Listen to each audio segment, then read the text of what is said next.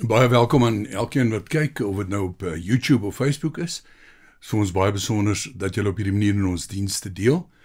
Wil net verseker, ons werk nog steeds hard aan die probleem om die advertensie ding reg te kry. Dominee Werner probeer dit uitsorteer. Ons weet dit frustreer mense geweldig.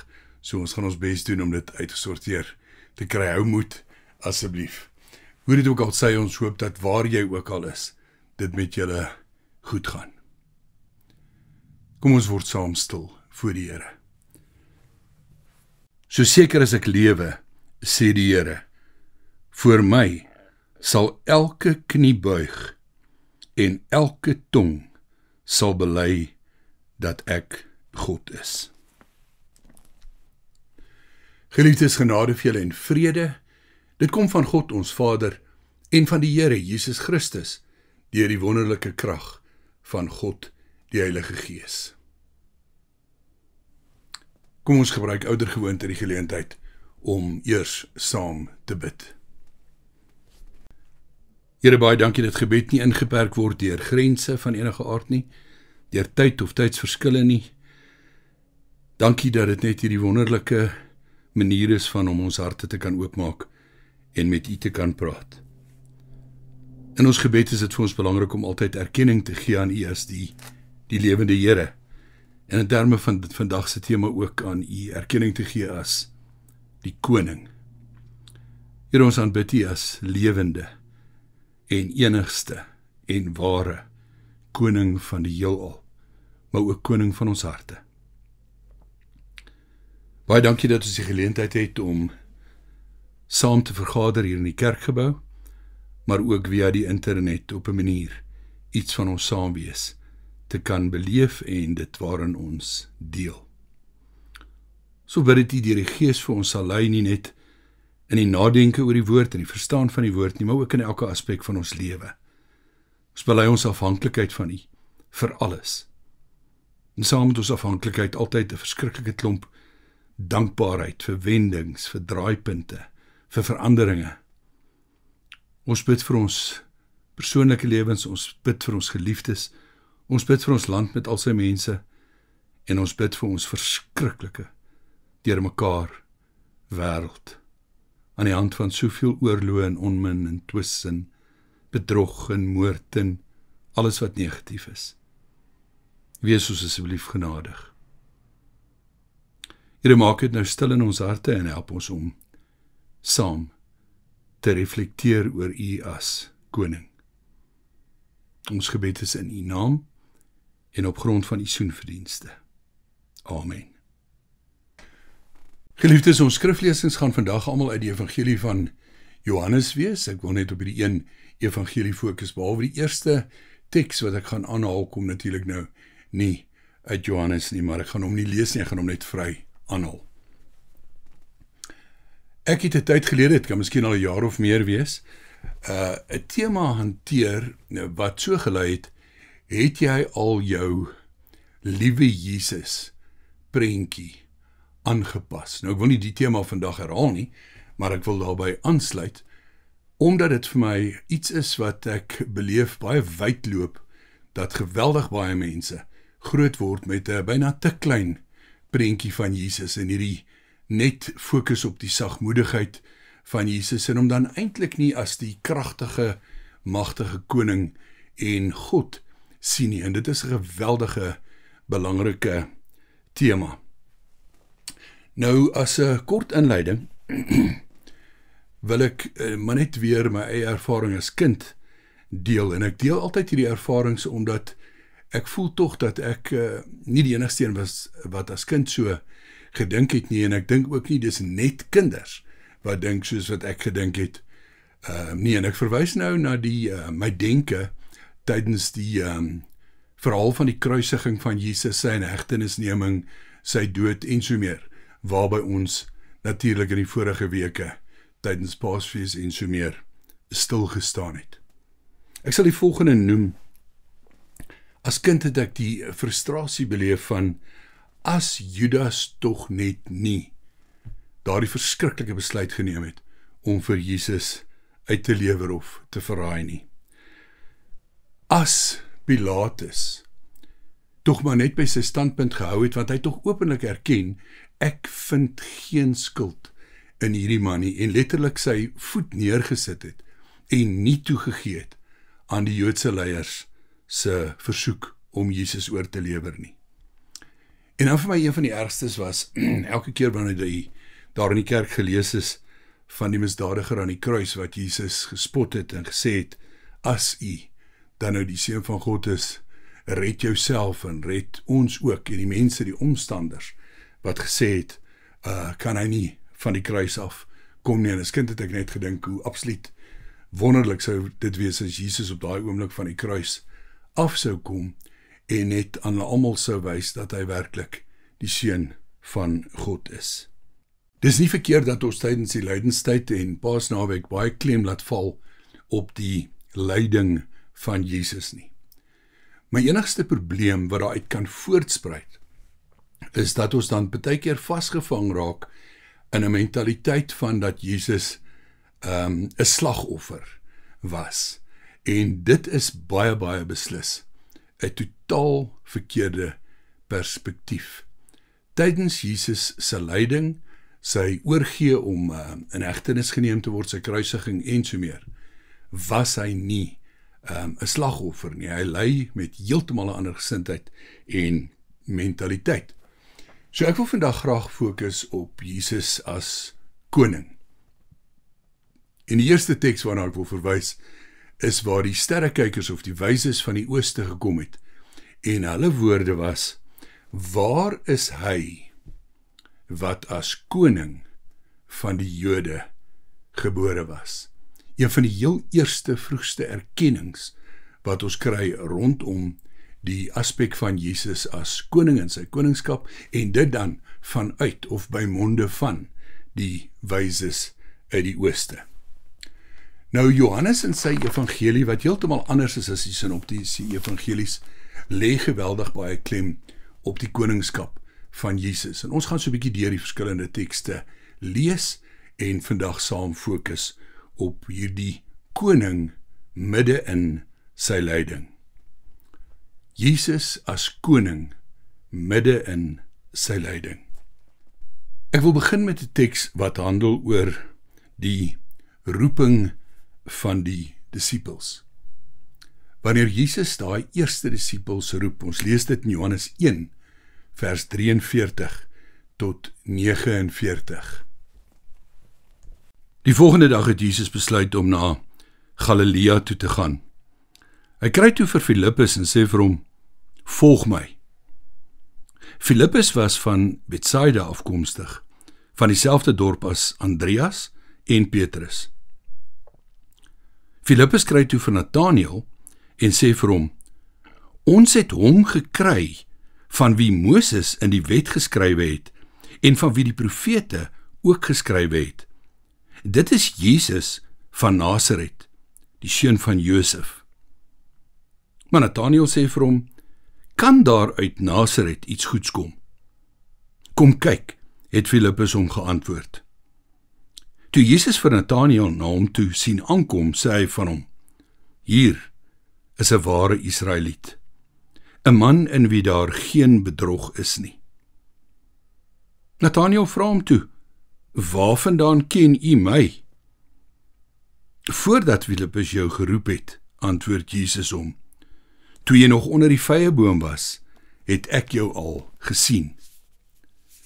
Toe roep Nathanael uit, Rabbi, u is die seun van God, u is die koning van Israel. So hier het ons reeds 'n baie vroeë en 'n eerste en 'n baie naïewe erkenning van Jesus as koning.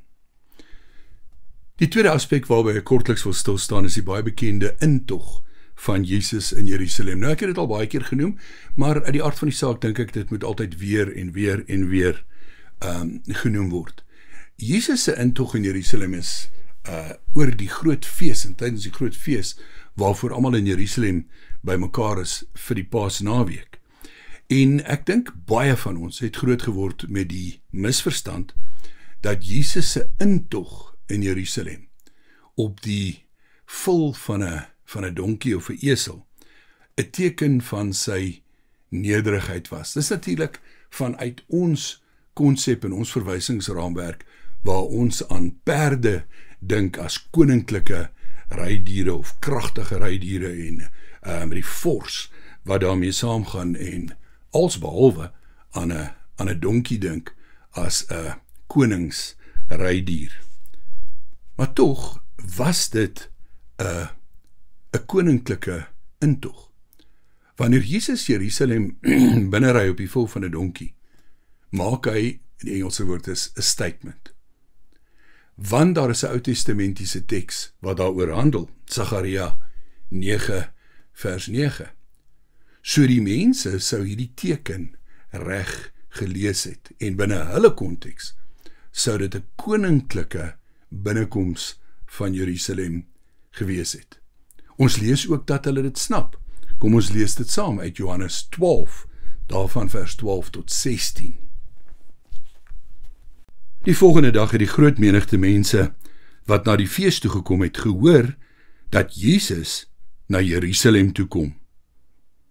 Hulle het palmtakke gevat en hom tegemoet gegaan en uitgeroep: Prys hom, loof hom wat in die naam van die Here kom, en die koning van Israel. Jesus het toe op 'n jong donkie geklim, wat hy daar gekry het, soos daar geskrywe staan: Moenie bang wees nie, Sion, kyk, jou koning kom, en hy ry op 'n donkie. Jesus se disippels het hierdie dinge eers nie verstaan nie, maar nadat hy verheerlik is, het hulle daaraan gedink dat wat daar geskrywe staan op hom betrekking gehad het en dat dit met hom gebeur het.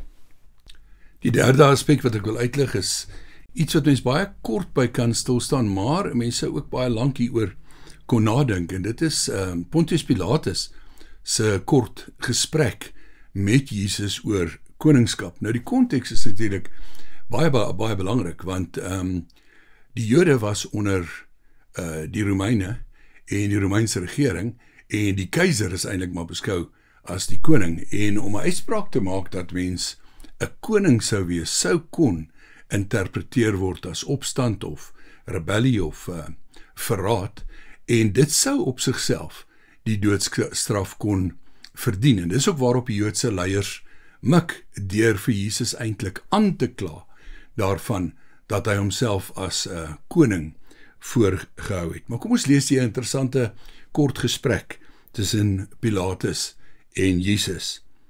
Johannes 18 vers 33 tot 37. Pilatus het toe weer in sy amptswoning ingegaan en Jesus geroep en vir hom gevra: Is jy die koning van die Jode? Jesus het hom toe gevra: Vra u dit uit u eie, of het ander dit vir u van my gesê? Ek is mos nie 'n Jood nie, antwoord Pilatus. Dit is jou volk en jou priesterhoofde wat jou aan my uitgelewer het. Wat het jy gedoen? My koninkryk is nie van hierdie wêreld nie, antwoord Jesus. As my koninkryk van hierdie wêreld was, sou my onderdane geveg het, sodat ek nie aan die Jode uitgelewer sou word nie. Maar nou is my koninkryk nie van hier nie. Dan is jy tog wel 'n koning, vra Pilatus. Dit is soos u sê.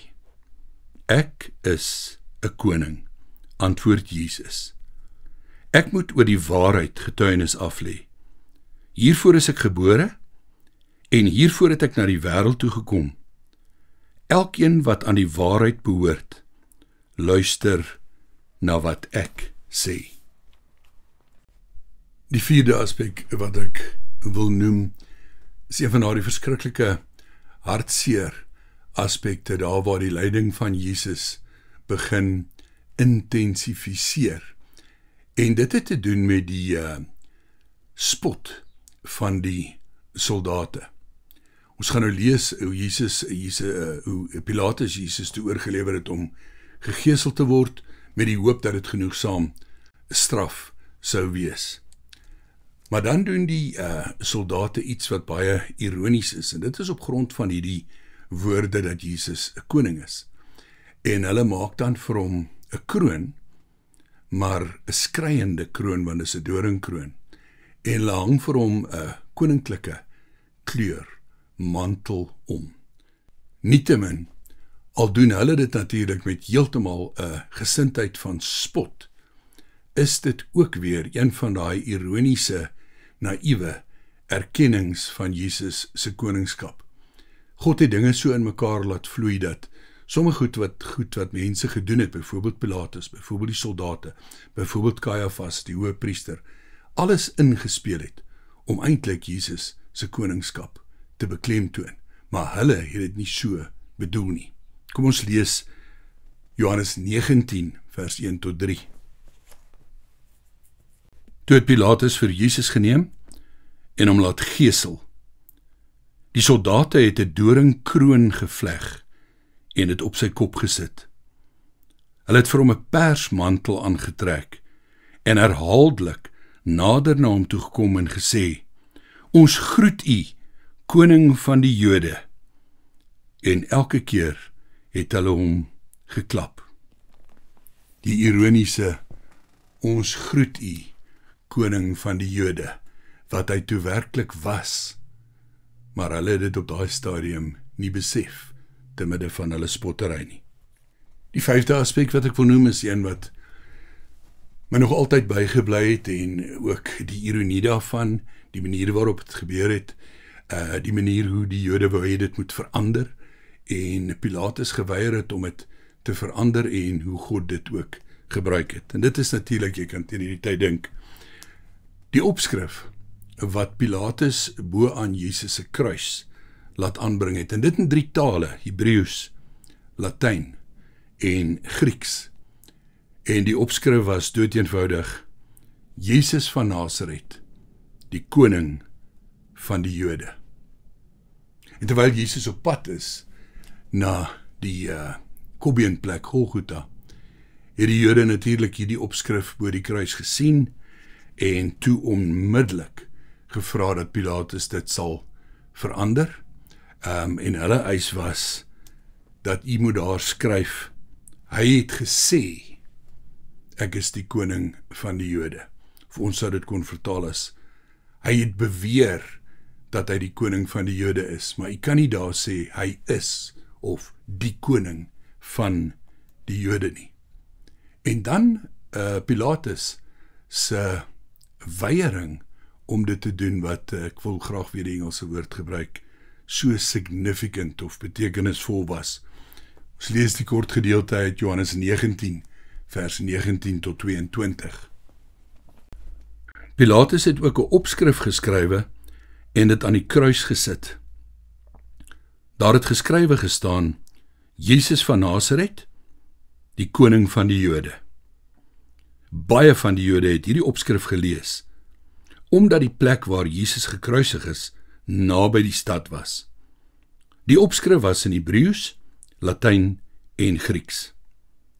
Die priesterhoofde van die Jode het toe vir Pilatus gesê: moenie skrywe die koning van die Jode nie, maar skrywe, hy het gesê, ek is die koning van die Jode. Pilatus het vir hulle gesê: wat ek geskrywe het ek geskrywe. Daardie verskriklike belangrike woorde, wat ek geskrywe het ek geskrywe. Dit staan so geskryf. En later weet ons dat dit so geskryf staan, want dit is die waarheid, al het dit ook by wyse van Pontius Pilatus gekom. 'n 6de en laaste aspek van die koningskap van Jesus lê bietjie op 'n dieper vlak. En dit gaan daaroor dat Jesus sy kruisiging op 'n baie interessante manier beskryf het, en dit is as 'n verhooging. Ons lees in die Ou Testament van die slang wat aan 'n paal gesit is toe die slange die Israeliete gepik het, en daar baie van hulle gesterf het. Toe is daar 'n opdrag gegee om 'n koperslang aan 'n paal te sit en hom te verhef, en almal wat na die slang sou kyk wat so opgehef word, is dan genees. En hier is baie interessante woordspelings en zinspelings daarin, dat wanneer Jesus aan die kruis opgehef word, en ons dit net sien as sy dood en sy vernedering, gaan dit eintlik ook oor 'n verhoging, maar Jesus pas die woorde verder toe, en dit is dat hy na sy dood natuurlik opgewek is uit die dood, en sou opvaar na die hemel, en in die sin ook verheerlik en verhef en verhoog is. Kom ons hoor Jesus se woorde volgens Johannes 12, vers 32 en 33.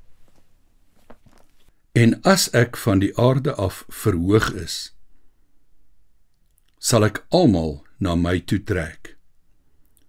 Dit het hy gesê, en daarmee ook aangedui, op watter manier hy sou sterwe. Geliefdes, ek wil afsluit. Natuurlik is daar baie verskillende beelde wat van Jesus gebruik word, om hom en sy rol op verskillende maniere aan ons duidelik te maak. Sommige van die beelde is van hom as 'n lam wat ter slagting gelei word.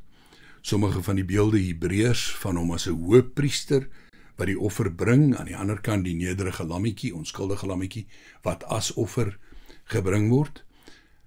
Maar ek wil tog waarsku dat ons versigtig moet wees om tydens Jesus se lyding 'n prentjie by ons te laat vashak van Jesus as slagoffer.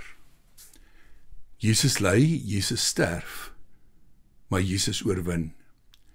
Die kruis is leeg, die graf is leeg. En ons is nou in daardie tyd van die jaar waar Jesus vir 40 dae lank, 'n verskriklike belangrike 40 dae lank aan mense verskyn het, met hulle soos in Handelinge staan met onbetwisbare bewyse aan hulle getoon het dat hy lewe. En toe met hulle gepraat het oor die koninkryk van God. En as hy praat oor die koninkryk van God, is hy per implikasie die koning van hierdie koninkryk. Kom ons dink meer oor Jesus as koning, as oorwinnaar, as heerser. Kom ons vergroot en verbreed ons prentjie van Jesus. En met verwysing na die vorige boodskap, het ons al ons prentjie, ons liewe Jesus prentjie, aangepas om Jesus as die opgewekte Here, die koning van die heelal, die oorwinnaar en daarom die verlosser te sien. En wanneer ons Jesus in die koningsrol sien, dan moet ons weet dat by 'n koning pas gehoorsaamheid, diensbaarheid, navolging skap. Ja, Judas het Jesus verraai. Die Jode het hom gespot, die soldate het hom gespot. Baie negatiewe dinge het gebeur. Maar sien die geheelbeeld, sien die groter prentjie. Jesus, die koning, die opgewekte Here, my en jou verlosser. Daardie een voor wie elke knie sal buig en elke tong sal bely dat hy die Here is. Amen.